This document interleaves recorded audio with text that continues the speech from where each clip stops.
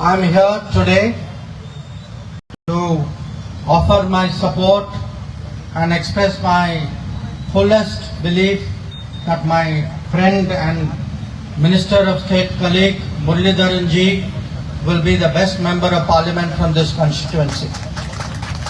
ഞാൻ ഇന്നിവിടെ ഇരിക്കുന്നത് എന്റെ സുഹൃത്തും എന്റെ സഹമന്ത്രിയുമായ ശ്രീ മുരളീധരൻ ജി ഈ മണ്ഡലത്തിന്റെ ഏറ്റവും ഉത്തമമായ പ്രതിനിധിയായിരിക്കും എന്ന് പറയാൻ വേണ്ടിയാണ് ഇരിക്കുന്നത്. If you send him to parliament, you will be strengthening the hands of Modi ji to bring about more change and improve your lives for the next few years. നിങ്ങൾ അദ്ദേഹത്തെ പാർലമെന്റിലേക്ക് അയക്കുമെങ്കിൽ നരേന്ദ്രമോദിജിയുടെ കരങ്ങൾക്ക് ശക്തി പകരുവാനും വികസനം ഈ മണ്ഡലത്തിൽ കൊണ്ടുവരാനും സാധിക്കും. Muralidharan ji and I have worked very, very closely for the last 5 years, and I want to say 3 things today. Shri Muraleedharan ജിയും ഞാനും വളരെ അടുത്ത് കഴിഞ്ഞ് 5 വർഷമായി ഞങ്ങൾ സഹകരിച്ച് പ്രവർത്തിക്കുന്നവരാണ്. അദ്ദേഹത്തിന്റെ പ്രവർത്തനത്തെക്കുറിച്ച് വെറും 3 വിഷയങ്ങൾ ഞാൻ നിങ്ങളുടെ മുമ്പിൽ അവതരിപ്പിക്കുവാൻ ആഗ്രഹിക്കുന്നു.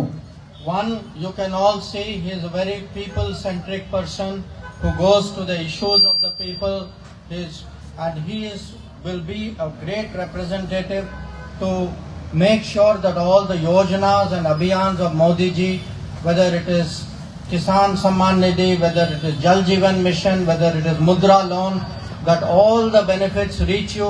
If you ever have any issues, he is the kind of person who will deal with it and make sure that every abhiyan works. ഒന്നാമതായി അദ്ദേഹം ജനങ്ങളുടെ ഇടയിൽ നിന്നുള്ള ഒരു വ്യക്തിയാണ്.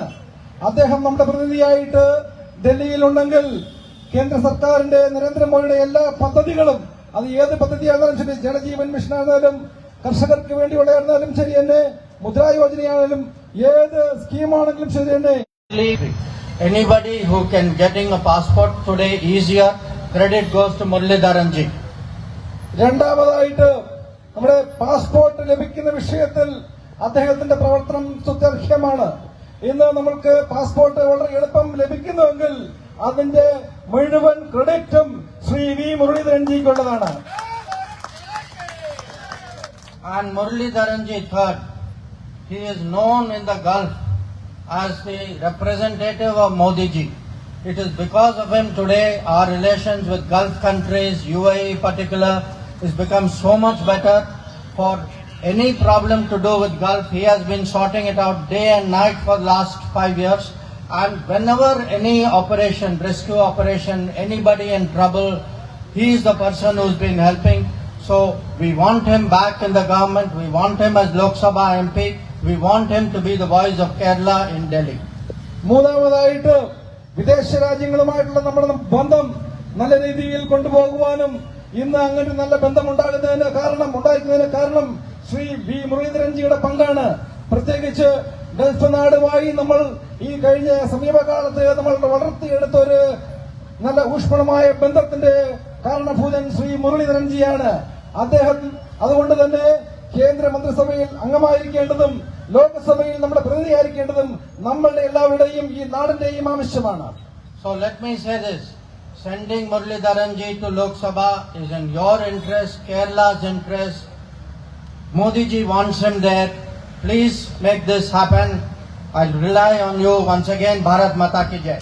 ഞാൻ അതുകൊണ്ട് പറയാൻ ആഗ്രഹിക്കുന്നത് ശ്രീമാൻ മുരളീധരൻ ജി ലോക്സഭയിലായിരിക്കേണ്ടത് ഈ നാടിന്റെ ആവശ്യമാണ്, നമ്മുടെ ആവശ്യമാണ്. ശ്രീമാൻ നരേന്ദ്രമോദിജിക്ക് ശ്രീമാൻ മുരളീധരൻ ജിയെ അവിടെ ആവശ്യമുണ്ട്.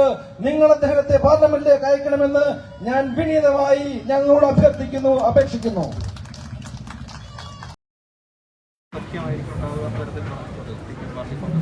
ഒന്നാമത്തെ കാര്യം, കേരളത്തിന് പുറത്ത് എവിടെയും ഇല്ലാത്തൊരു പാർട്ടി, ആ പാർട്ടിയാണ് ഈ കേന്ദ്ര സർക്കാരിൽ ഭരണത്തെക്കുറിച്ച് മലർപ്പൊടിക്കാരന്റെ സ്വപ്നം കാണുന്നത്. ഈ മലർപ്പൊടിക്കാരന്റെ സ്വപ്നം ഇപ്പോൾ ആദ്യമായിട്ട് കാണുകയല്ല. 2019 ഇതേപോലെ സ്വപ്നം കണ്ട ആൾക്കാരുണ്ട്, 2014 ഇതേപോലെ സ്വപ്നം കണ്ടിട്ടുണ്ട്. ആ സ്വപ്നം കേരളത്തിൽ മാത്രമേ മാധ്യമപ്രവർത്തകരുടെ കൂടി ചിലരുടെയെങ്കിലും സഹായത്തോടുകൂടി കുറച്ചെങ്കിലും ജനങ്ങളുടെ ഇടയിൽ വിറ്റഴിക്കാൻ പറ്റുള്ളൂ. ഇന്ത്യയിലെ മറ്റെവിടെയുള്ള ജനങ്ങൾ ഈ മലർപ്പൊടിക്കാരന്റെ സ്വപ്നം ജനങ്ങളെ സ്വാധീനിച്ചില്ല. പിന്നെ ഈ തമിഴ്നാടൊക്കെ കഴിഞ്ഞതിന് ശേഷം ഇപ്പോൾ ഉത്തർപ്രദേശ് നടന്നല്ലോ. കഴിഞ്ഞ ഇലക്ഷനിലും ഈ ഇലക്ഷനിലും ഒക്കെ എല്ലാവരും ഒരുമിച്ച് നിന്ന് BJP എതിർത്തു. എന്നിട്ട് എന്തായി? പിന്നെ തമിഴ്നാട് മോഡൽ നടക്കുമ്പോൾ സ്റ്റാലിൻ ആയിരിക്കുമോ ഇനി പ്രധാനമന്ത്രി സ്ഥാനാർത്ഥി? അതുകൂടി ഒന്ന് പ്രഖ്യാപിക്കട്ടെ. സ്റ്റാലിൻ പ്രധാനമന്ത്രി സ്ഥാനാർത്ഥിയാക്കിയിട്ട് ഈ ഇവരുടെ കണ്ണൂരിലെ അഖിലേന്ത്യാ സമ്മേളനം ഒരു പ്രഖ്യാപനം നടത്തട്ടെ. അതിനല്ലേ വരട്ടെ. അതിനെക്കുറിച്ച് ആദ്യം ഒന്ന് തീരുമാനമെടുക്കും. ആരുടെ നേതൃത്വത്തിലാണ് നരേന്ദ്രമോദിയെ എതിരിടാൻ പോകുന്നത്? സ്റ്റാലിന്റെ കാരണം യെച്ചൂരി പറഞ്ഞത് സ്റ്റാലിനാണ് ഏറ്റവും നല്ല മുഖ്യമന്ത്രി. അപ്പോൾ അതുകൊണ്ട് അതും കൂടി പ്രഖ്യാപിച്ചു കഴിഞ്ഞാൽ നമുക്ക് കുറച്ചുകൂടി കൃത്യത